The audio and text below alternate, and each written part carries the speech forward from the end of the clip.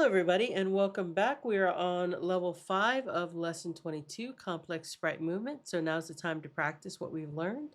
We've got 3 activities, so let's get going. First one is called rising bubble. Make the bubble get faster as it moves higher.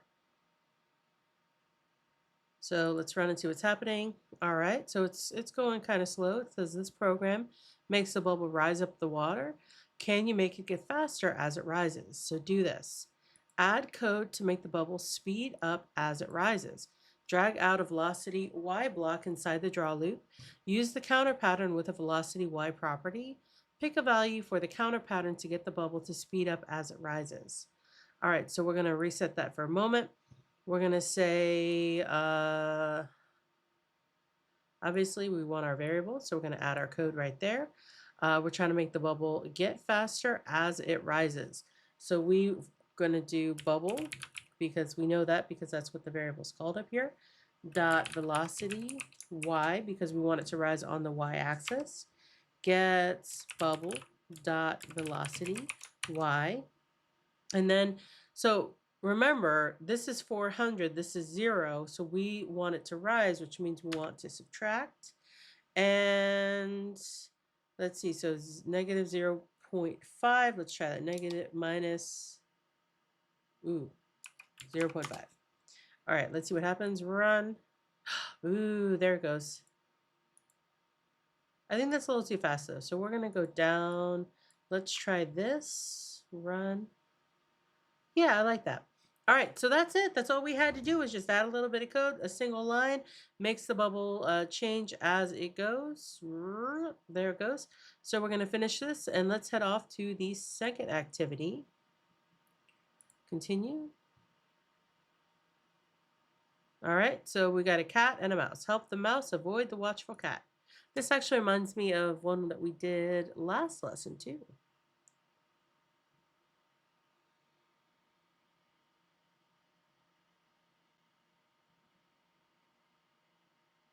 All right, so it says slow down and reverse. In this animation, a cat or a mouse runs past a cat. Let's change it so that the mouse slows down, stops before reaching the cat, then reverses direction like shown to the right. So do this. Take a look at the code that makes the mouse move. There it goes. All right. Note the current velocity x of the mouse sprite. So mouse sprite is, okay, so it says variable scenery, that makes the background, variable cat, there he is. Cat set animation, brown cat, all right. Cat.scale, 0.5, so setting the cat up, all right. Variable mouse, create sprite, there we go. It starts over here. Looks like a mouse. And then mouse.velocity x gets negative 20. So that little dude is moving fast. All right, so what do we want to do? We want to go add our code. So we're going to add our variable again. And we're going to say mouse dot velocity x, because that's what we're working with. We're working from left to right, right to left. And we're going to say that we want mouse dot velocity. All right, so negative would be this way. We want him to turn around and go back. So we're going to say plus 5. I don't know. Well, let's make it up as we go. So reset and run. Ooh, that's too fast. All right, let's go to 1.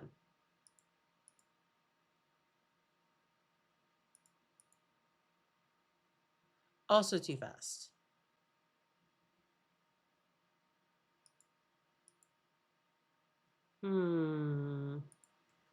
Let's see. Oh, you know what? I did this wrong because it says velocity. Oops, my bad. Sorry, y'all. So mouse dot velocity and x. We forgot. I forgot to add the x part. All right, run. Oh, there he goes. All right, and you know what? We're gonna make this one just a little bit more special. So when he sees the cat and he starts running, we want the mousey to turn around. Ooh, I'm gonna try this anyway. All right. Ooh, actually, I don't know. So I don't know if we'd be able to animate it reverse. So you know what? We're going to scratch that. That's not actually part of the directions. We're just going to run it. Oh, look at him go. He's so fabulous. All right, with that, we're done with this one. So we're going to click on finish. Let's go to the last practice. Floating balloon. Okay, so click. All right, let's see what we got. Run. Nope. I think it's supposed to float. Yeah, there it goes. It's supposed to look like that. R's sunk like a lead balloon. Blop. Okay, so floating balloon. In this animation, a balloon falls to the ground.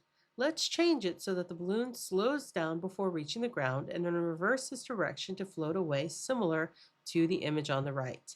All right, so it says, do this. Take a look at the code that makes the balloon move. All right. Note the current velocity y of the balloon sprite. So let's do that first. Variable balloon sets that up. Looks like a balloon. Balloon.scale 0.15. That sets him up. So it looks like that. And then the balloon.velocity y gets 8. So it's moving at 8 pixels a frame. All right. So now we have our background. We have our grass. Now we have to add the code that makes the balloon stop and go back up. All right. So, how are we going to do this? We're going to start with our variable, of course. We're going to say balloon dot velocity y gets balloon dot velocity y, and then so we want it to go up. So if this is 400 and this is 0, we want it to be negative. And then I'm going to, let's see, we want it to slow down, we want it to float back up. It's currently going down at 8. So let's try 2 and see how that looks. So we're going to reset, we're going to run. Oh, all right, no. let's keep trying. So let's try 1.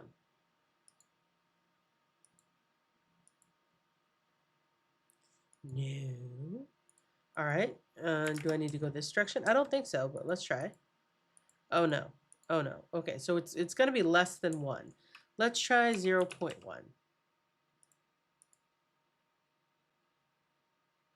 Ooh, so close. So close. All right, so let's try 2.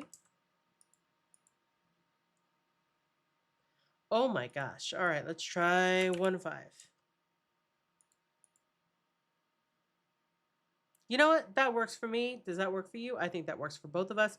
So let's call that done. So balloon.velocity y gets balloon.velocity y minus 0.15. All right, so we're going to finish that. Excuse me. And I think we're done with our practicing, which is great because next comes the assessment.